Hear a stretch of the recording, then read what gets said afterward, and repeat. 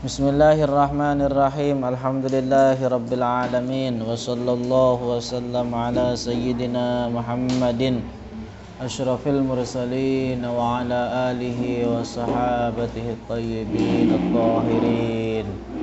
Allahumma la sahla illa ma ja'altahu sahla wa anta taj'alul hazna idza syi'ta sahla. Allahumma 'allimna ma yanfa'una wanfa'na bima 'allamtana wazidna 'ilma ya rabbal alamin. Allahumma rizqna al-ikhlasa fid niyyati wal qawli wal 'amali lillahi ta'ala. Bismillah.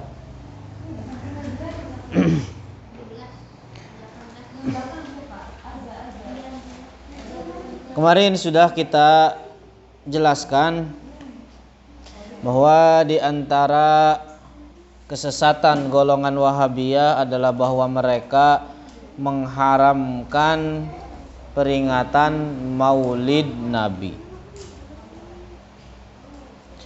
Padahal ya isinya Maulid Nabi, baca Al-Quran, baca sholawat,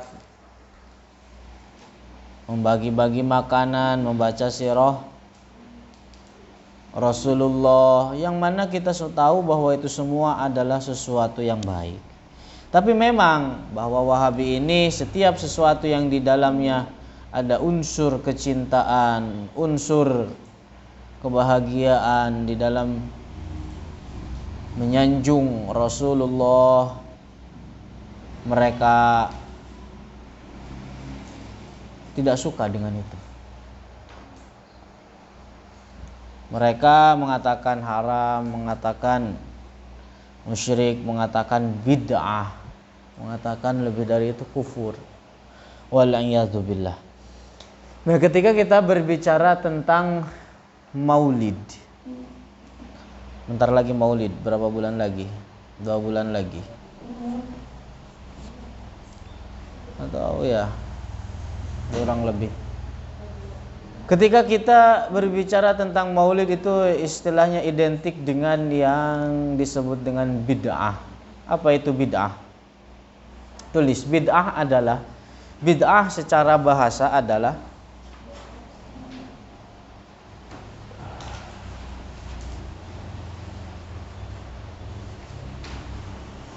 sesuatu yang dirintis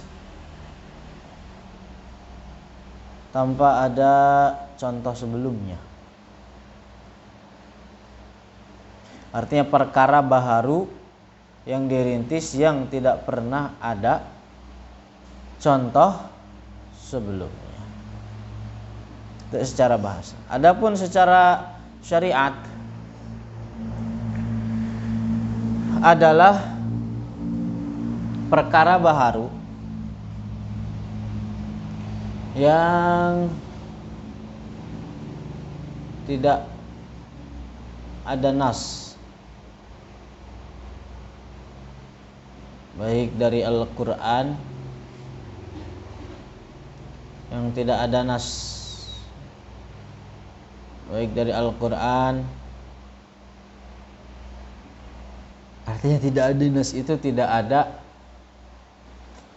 Misalkan sholat 5 waktu, perintahnya jelas di dalam Al-Quran, aqimis shalah, kerjakan atau dirikanlah sholat, perintahnya jelas. Tapi di dalam tidak ada nas, itu maksudnya paham, tidak ada nas dalam Al-Quran yang memerintahkan maulid.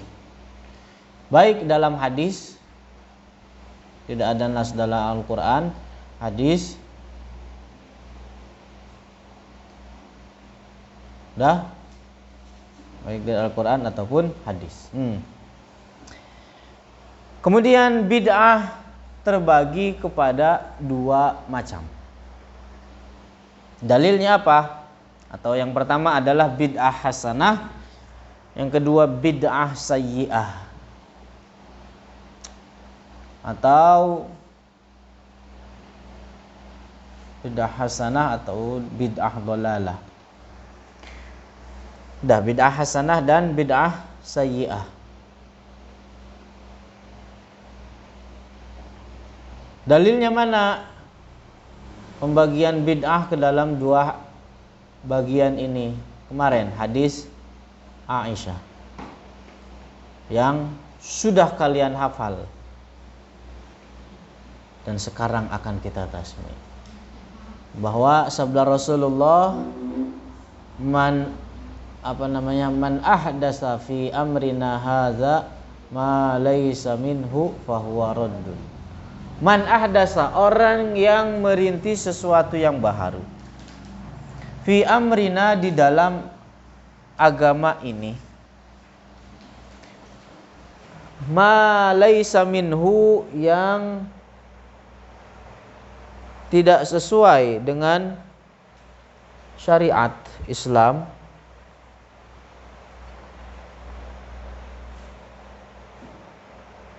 fahuwa raddun, maka itu tertolak. Gimana tadi? Orang merintis suatu perkara yang baharu, yang tidak sesuai dengan syariat, maka perkara baharu tersebut tertolak. Itu redaksi hadisnya. Tapi dari situ, dari hadis itu dapat kita pahami bahwa orang yang merintis perkara baharu tapi sesuai dengan syariat, berarti apa? Perkara baharu tersebut diterima. Paham? Mantukul hadis sama mafhumul hadis. Jadi tadi redaksi hadisnya begini, tapi dapat dipahami bahwa itu yang disebut dengan mafhumul hadis. Paham itu? Nah, itu yang hadis pertama. Yang kedua, hadis lainnya.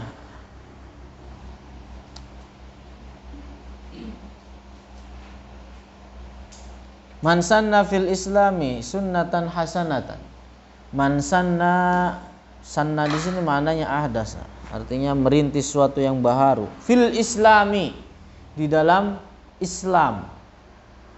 Oh, lihat redaksi hadisnya fil islami, orang yang merintis sesuatu yang baharu fil islami, di dalam Islam. Islam ada di zaman Rasulullah aja? Kagak, nyampe sekarang juga ada. Artinya apa? Sunnatan hasanatan, artinya merintis sesuatu perkara yang baik. Falahu ajruha, maka dia akan mendapatkan ganjaran pahala atas sesuatu yang baharu tersebut, yang baik itu.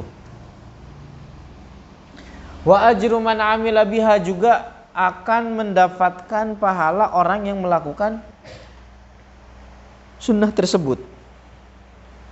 Orang melakukan, pertama merintis maulid Nabi, kemudian oleh generasi sebelumnya dikerjain, oleh generasi selanjutnya dilakukan maulid tersebut, kecipratan lagi itu pahala yang merintisnya, dan begitu seterusnya. Paham itu maksudnya? Dilakuin lagi sama generasi selanjutnya, udah terus ngocor pahalanya nyampe yang merintisnya. Itu falahu ajruha wa ajru man amila biha. Min ghairi ayyang kusa min ujurihim syai, tanpa berkurang sedikit pun dari pahala orang yang melakukannya. Artinya ketika orang generasi setelahnya melakukan, ya bukan berarti pahalanya berkurang dibagi dengan yang merintis atau yang mendahuluinya. Enggak. Tanpa mengurangi pahala orang yang melakukan tersebut. Wa man sanna fil islami sunnatan sayyi'atan, dan sekarang kebalikannya, orang yang merintis suatu perkara yang buruk, yang jelek, maka dia apa? Kana alaihi wizruha, maka dia akan mendapatkan dosa atas perkara tersebut. Wa wizru man amila biha, dan orang yang melakukan setelahnya, artinya melakukan kejelekan tersebut setelahnya. Jadi ketika suatu perkara yang buruk dilakukan oleh seseorang kemudian diikuti oleh orang lain, kecipratan dosa dia yang pertama memulai. Makanya hati-hati kalau jadi sorotan. Misalnya Zia ini ikonik di MTS Mekarwangi, setiap gerak-geriknya itu diperhatiin temannya. Jadi jangan sampai melakukan hal-hal yang buruk sehingga ditiru oleh teman-temannya atau ditiru oleh generasi selanjutnya. Jangan sampai demikian. Ini min ghairi ayyang qusa min auzarihim syai, tanpa berkurang sedikit pun dari dosa yang dilakukan oleh generasi setelahnya. Paham itu? Nah, sekarang biasa orang-orang Wahabi suka nyeleneh, menyeret-nyeret hadis, tidak meletakkan pada tempatnya. Atau bahkan ya mungkin pemahaman mereka aja yang dangkal, atau mungkin akal mereka aja yang gak sehat. Biasa mereka menyeret-nyeret hadis, menyeret-nyeret hadis. Biasanya mau mengatakan apa,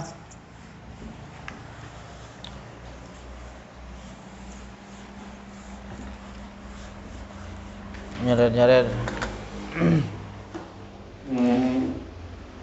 iyyakum wa muhdatsatul umur fa inna kulla muhdatsatin bid'ah. Misalkan itu aja langsung dari sini, fa inna kulla muhdatsatin bid'ah wa kullu bid'atin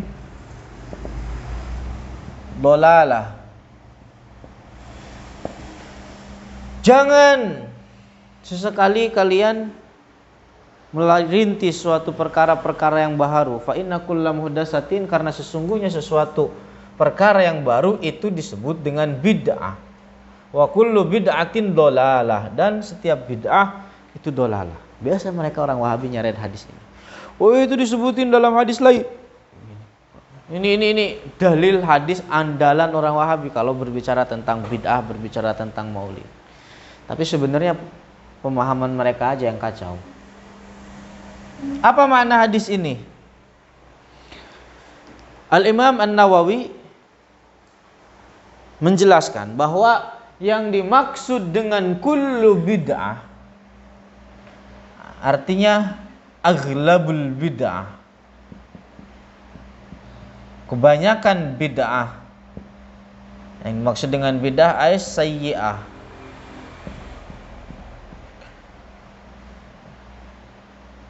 adalah dolalah. Kebanyakan bid'ah sayyi'ah itu dolalah.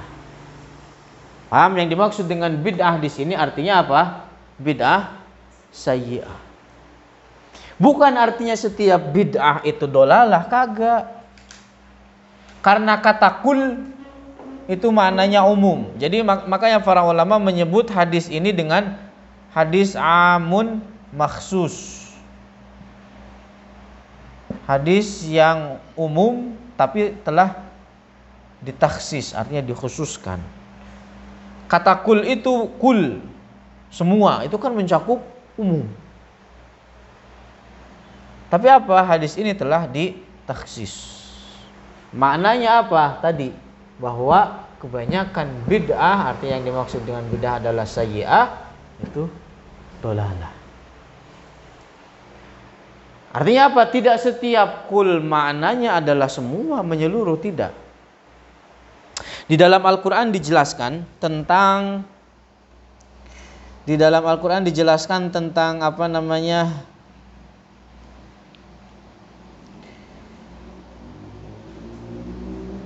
angin.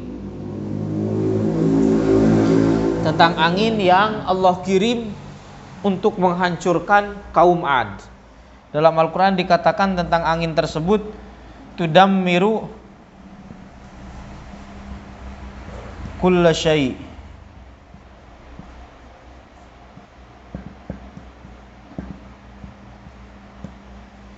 Tudammiru kulla syai', menghancurkan segala sesuatu. Artinya angin tersebut menghancurkan segala sesuatu. Tapi sekarang langit masih ada apa enggak? Hancur apa enggak? Bumi masih ada apa enggak? Padahal ayatnya apa? Menghancurkan. Artinya apa? Tidak semua makna kul itu mencakup seluruhnya. Paham? Nah itu. Jadi ayat ini menceritakan tentang azab yang apa namanya, menghancurkan kaum Ad. Jadi dihancurkan kampungnya, kampung halamannya, harta bendanya, apa yang mereka miliki. Jadi kata kul di situ itu maksudnya, apa yang mereka miliki, halamannya. Itu. Bukan berartinya menghancurkan semuanya. Karena terbukti hingga sekarang langit masih ada, bumi masih utuh. Padahal maknanya, padahal redaksi ayatnya apa? Kul. Damir kulla syai. Paham?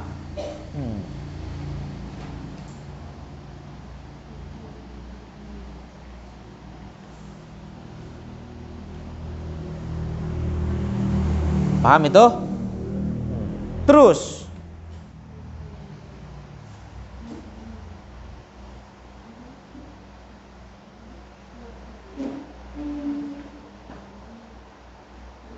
nah itu biasa, itu syubhat pertama.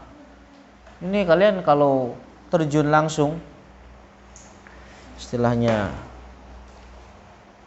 nanti ke masyarakat, kemudian di tengah masyarakatnya ada kaum perecok anti maulid, ini syubhat-syubhatnya begini. Ini syubhat pertama, bantahannya sudah kita jelaskan. Sekarang syubhat kedua, tadi tentang hadis yang man sanna fil islami. Jadi kalangan orang yang mengingkari adanya bid'ah hasanah, kalangan orang yang mengingkari, itu golongan Wahabi yang mengingkari peringatan Maulid Nabi, mengatakan bahwa hadis man sanna fil islami sunnatan hasanatan dan seterusnya itu khusus berlaku di zaman Rasulullah saja ketika masih hidup. Katanya mereka mengatakan demikian. Itu hanya berlaku di zaman Rasulullah masih hidup. Adapun setelah Rasulullah meninggal, maka hal itu tidak berlaku lagi. Nah, bantahannya gimana? Kita jawab. Jawab bahwa kaidah usul fikih itu mengatakan la tasbutu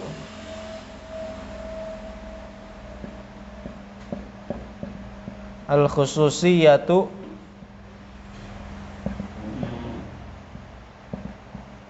illa bid-dalil.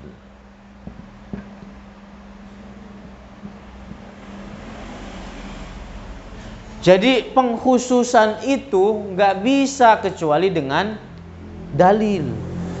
Jadi apa tadi? Tadi hadisnya apa? Man sanna fil islami. Jadi mereka mengkhususkan bahwa fil islami ini katanya di zaman Rasulullah. Paham itu? Jadi fil islami yang dimaksud katanya di zaman Rasulullah masih hidup, adapun sudah meninggal nggak berlaku lagi perkara baru tersebut. Kita katakan bahwa kaidah mengatakan la tasbutu al khususiyatu illa bidalil. Jadi pengkhususan artinya mereka merubah makna Islam dengan kata di zaman Rasulullah masih hidup, itu membutuhkan kepada dalil. Dalil mereka itu apa? Mengatakan bahwa fil islami di sini adalah zaman Rasulullah masih hidup atau ketika Rasulullah masih hidup. Sodorin minta dalilnya, nggak ada begitu. Dalil yang menunjukkan akan hal itu. Katakan kepada mereka, mana dalil yang menunjukkan kekhususan tersebut?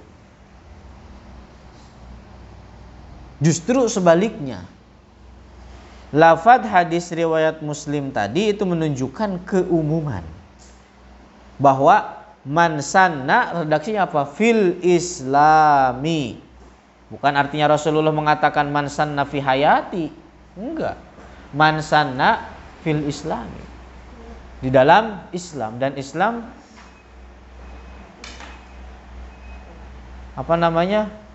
dan Islam tidak hanya ada di zaman ketika Rasulullah hidup saja. Nah itu, paham? Bahkan hadis ini menunjukkan tentang keumuman. Man sanna fil Islam sunnatan hasanatan.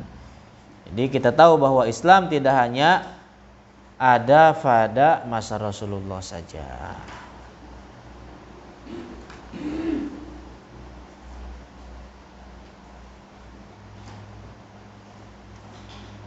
Jadi mereka itu hanya apa ya? Ketika mendapati hadis yang bertentangan dengan pemahaman mereka, ya apa istilahnya apa? Dikatakan mansukh atau sudah tidak berlaku lagi, atau lebih serampangannya lagi berani mengatakan dhaif. Itu yang disebut dengan Al-Albani itu kacau. Dia Al-Albani itu yang disebut dengan ya istilahnya pentolannya Wahabi. Dalam satu kitab mengadakan hadis ini sahih, di kitab lain dia katakan dhaif. Padahal sama-sama karangannya sendiri. Aneh. Memang begitu. Ini. 2 syubhat anti maulid sudah kita jelaskan, dan berikut bantahannya.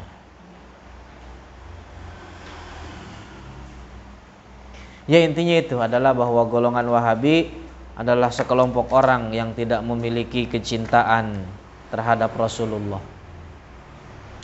Tidak ada di dalam hati mereka sedikit pun kecintaan terhadap Rasulullah. Mereka terhalang dari keberkahan Rasulullah, dari kemuliaan Rasulullah Shallallahu Alaihi Wasallam.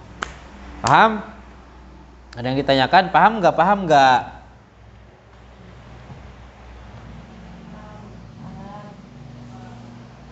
Coba ulang. Wallahu a'lamu bishawab.